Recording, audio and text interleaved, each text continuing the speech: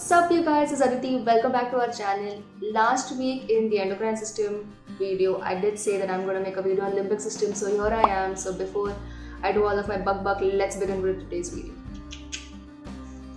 I have already made a video on brainstem. Now brainstem is known as the primitive structure or a reptilian brain. It is the oldest brain structure, and the cerebrum, which is the top part, is the highest and the newest regions of the brain. Now between the oldest and the newest brain areas lies the limbic system. Now limbic system is involved in motivation, learning, memory and emotions. Limbic system has four parts: thalamus, hypothalamus, hippocampus and amygdala. Now let's begin with the thalamus. Now thalamus is right above the brainstem and it is like an egg-shaped structure. Like the midbrain in the brainstem is a relay center for visual, auditory and motor sensory information. Thalamus also acts as a relay center in the same manner. I'll try to explain this with an example. So whenever you go to a hospital, you first meet with the receptionist. Then you've been asked to take a seat and wait till you see a triage nurse or a junior resident doctor before you actually get to see the real doctor. So you can say that thalamus is like the triage nurse or the junior resident doctor. And like the triage nurse or the resident doctor would ask you questions about your ailments, thalamus first receives all the sensory information and thalamus first processes it before it sends it to the higher regions of the brain who deal with this kind of information like sight, hearing, touch and taste. Now if you notice that I did not mention the sense of smell in this list because the sense of smell is a little unique. The signals from the neurons in the sinus cavity go directly into the special parts of the brain called the olfactory bulbs. They are just under the front part of the brain. So smell is the only sense that won't be affected if you have any injury to the thalamus. The second one we're going to talk about is hypothalamus. The hypothalamus is a very small size of an almond but a very powerful part of the brain. It is located just below the thalamus, hence known as the hypothalamus. Hypo means below.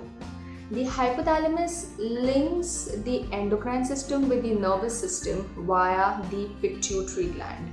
Hypothalamus sits right above the pituitary gland and controls it by either stimulating or inhibiting the secretion of pituitary hormones.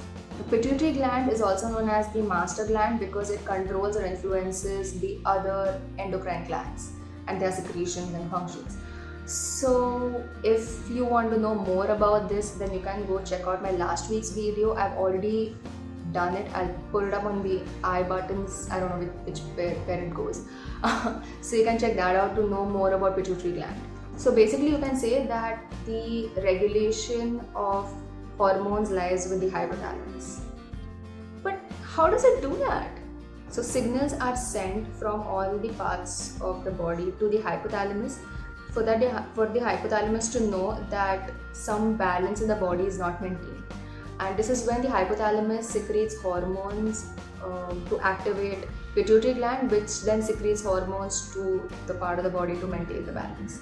So the hypothalamus does a bunch of things. It regulates body temperature, thirst, hunger and weight control, fatigue, sleep cycle, sexual activity, emotions, childbirth, important aspects of parenting and attachment behaviors, blood pressure and heart rate, production of digestive juices, balancing bodily fluids. Also, wait till the end of the video because I am going to explain how this whole limbic system or these parts of limbic system come together to protect our body and to help us deal with any kind of life-threatening situation that we are under. So wait till the end of the video and I'm going to explain that, which I'm super excited about. But right now we are going to see the next one, which is the hippocampus. Hippocampus is actually the Greek word for seahorse. So apparently the hippocampus looks like a seahorse. Does it? I mean, at least for the first scientists who actually dissected the brain and they looked at the hippocampus, it looked like a seahorse to them. So now hippocampus plays an important role in consolidation of short-term memories to long-term memories. I'm thinking of making a video on memory and types of memory. If that's something you're interested in, then please let me know in the comment section. I'll make the video fatafat for you guys. So yeah, just know that the memory, long-term memory, like after the consolidation of the memories aren't stored in the hippocampus. Hippocampus only does the part of converting the short-term memory into long-term memory, and then this long-term memory or the permanent memory is stored in different brain areas. Now, hippocampus also plays a role in spatial or spatial, I think it's spatial, that's how it's pronounced, spatial processing and navigation. A little tiny tip, just a side note, that if somebody pronounces a word differently or wrong, don't pick on them and don't tease them about it. It shows that they have read that word somewhere and they don't know how to pronounce it. So you can help them out instead of just picking on them.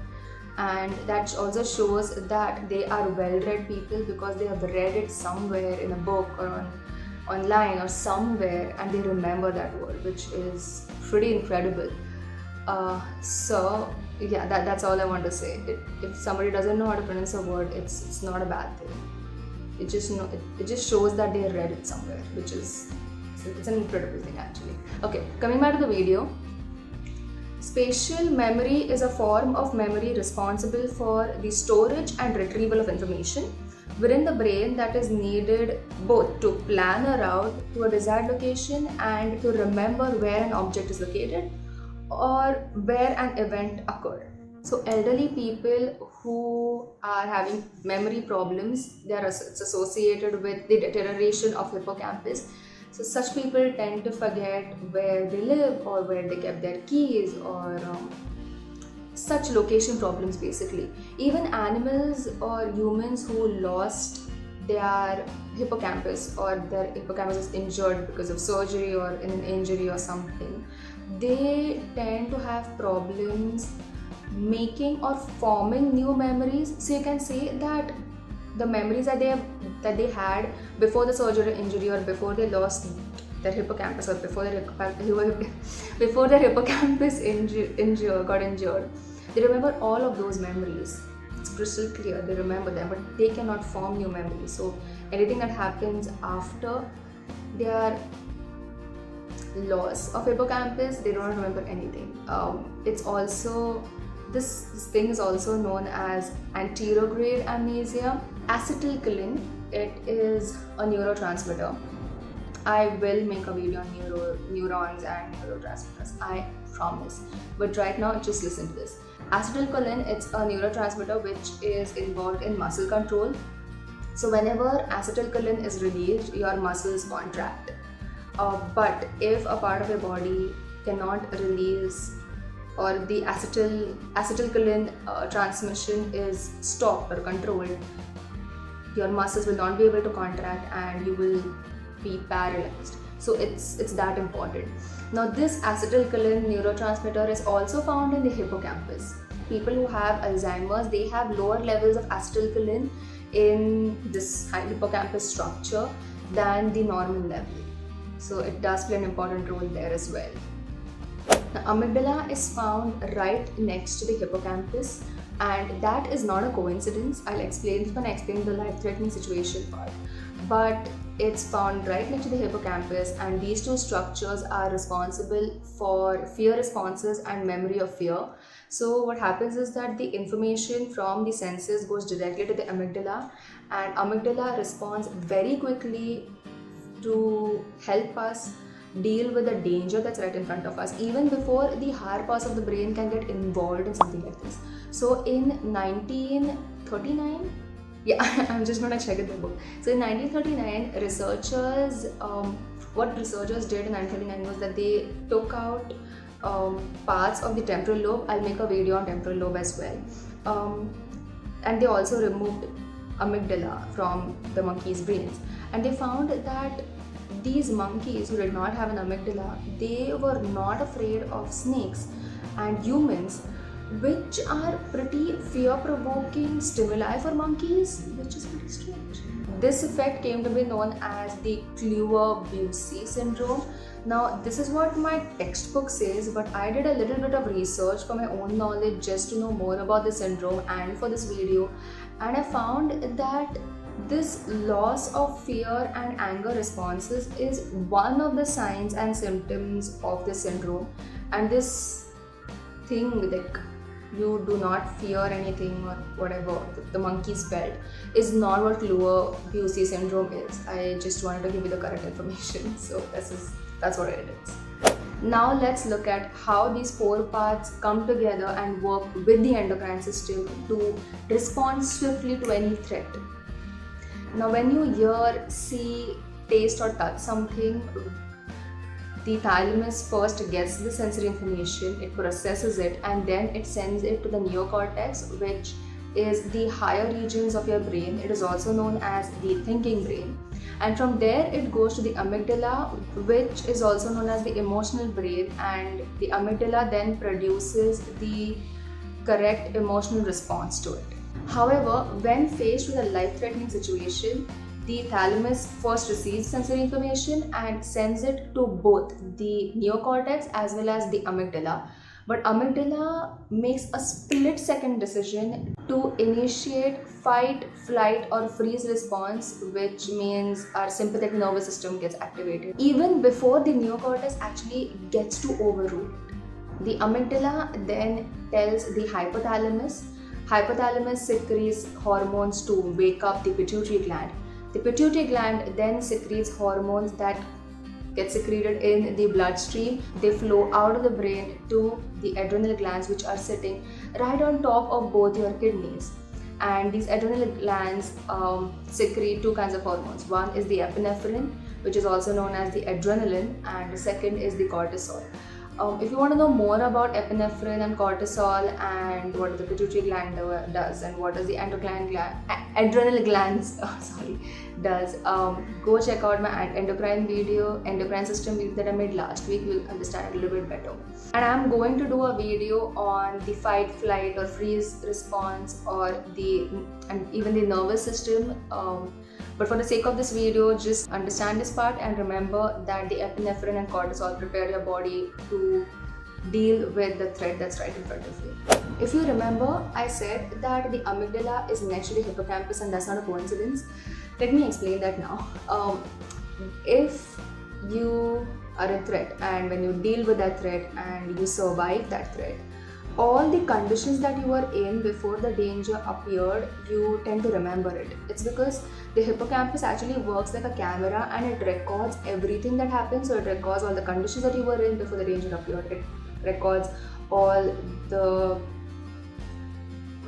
steps you take to actually save yourself and deal with the threat. And it all gets stored in the long-term memory, like I said. So when these conditions reappear, you can actually predict that, oh, this danger has already happened and it may happen again right now. And you can avert it without actually going through the whole steps that you did take for the first time when the threat actually happened. So this is like getting into the survival instinct, the survival mode, and protecting yourself, which is what exactly your body does. So yeah, that is it for today's video. If you enjoyed it and if you learned something from this, and if you are like me who gets overwhelmed and excited learning about the brain and how our body works, then please don't forget to give this video a big thumbs up. Comment down below if you liked it, if you did not like it, if you want me to make such videos, what other videos I should do. So let me know more topics so I can make a video on them. If you are enjoying this community and my channel, then please don't forget to subscribe and hit the bell notification right next to the subscribe button so you will be notified every time I post a new video. And I'll see you next Friday with another psychology video.